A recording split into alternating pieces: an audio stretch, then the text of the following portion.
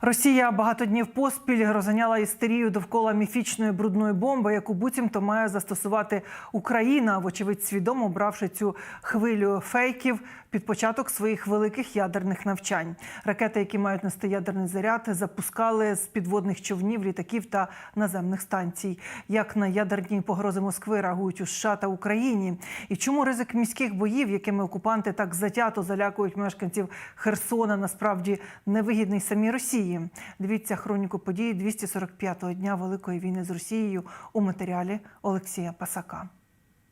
Росія продовжує шантаж. Кремль провів ядерні навчання з відпрацюванням ударів стратегічною зброєю масового ураження. Шойгу відзвітував, пуски відбулися з морських, наземних та повітряних засобів. Залучили ракетоносії Ту-95, цілили ракетами з підводних човнів та випробували міжконтинентальну балістичну ракету «Ярс». В США зауважили, попри агресію та безвідповідальні заяви щодо ядерних загроз, Москва в межах зобов'язань попередила про ядерні стрільби.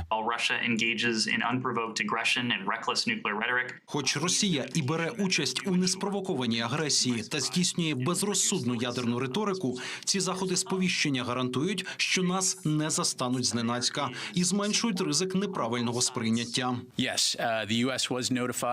Так, США були повідомлені. І, як ми наголошували раніше, це звичайні щорічні російські навчання. Тож Росія дотримується своїх зобов'язань щодо контролю над озброєнням та щодо прозорості.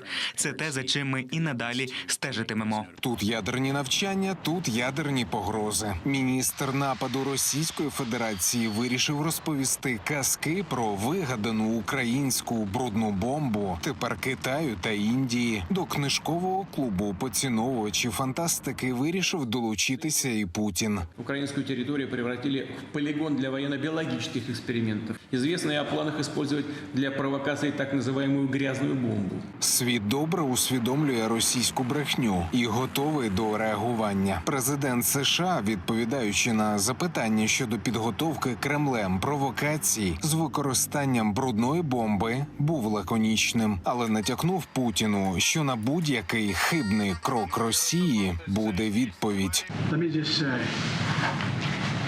Дозвольте мені просто сказати, що Росія зробила б неймовірно серйозну помилку, якби застосувала тактичну ядерну зброю.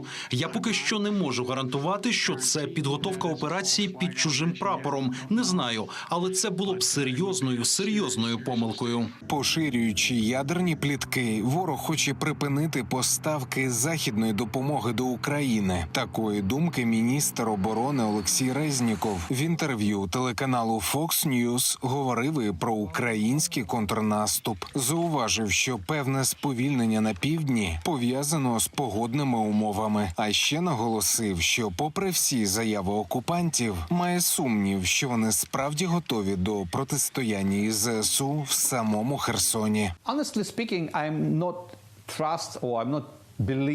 Чесно кажучи, я не вірю, що росіяни влаштують кампанію з вуличними боями, тому що їм це не допоможе. Ви знаєте, що ми контролюємо всі мости через Дніпро, зокрема і за допомогою американських ракетних систем «Хаймарс». І для них це реальний ризик залишитися в Херсоні, тому що вони не матимуть шансу втекти, як вони це зробили на Харківському напрямку, наприклад, в Ізюмі чи інших містах. Тому я вважаю, що для них дуже ризиковано опинитися в такому казані. Я думаю, що вони втечуть.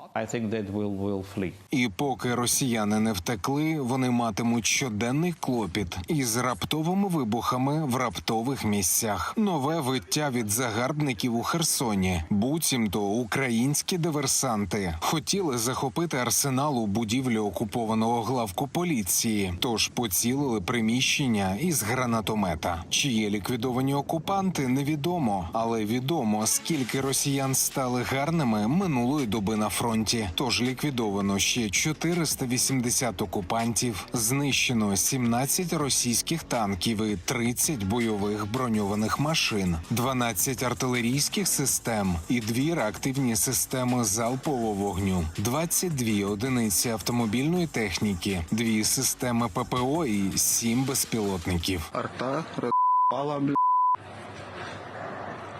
склади кацапів. Така морквинка, та тут м'ясо. Але самий сок нашої програми – це о.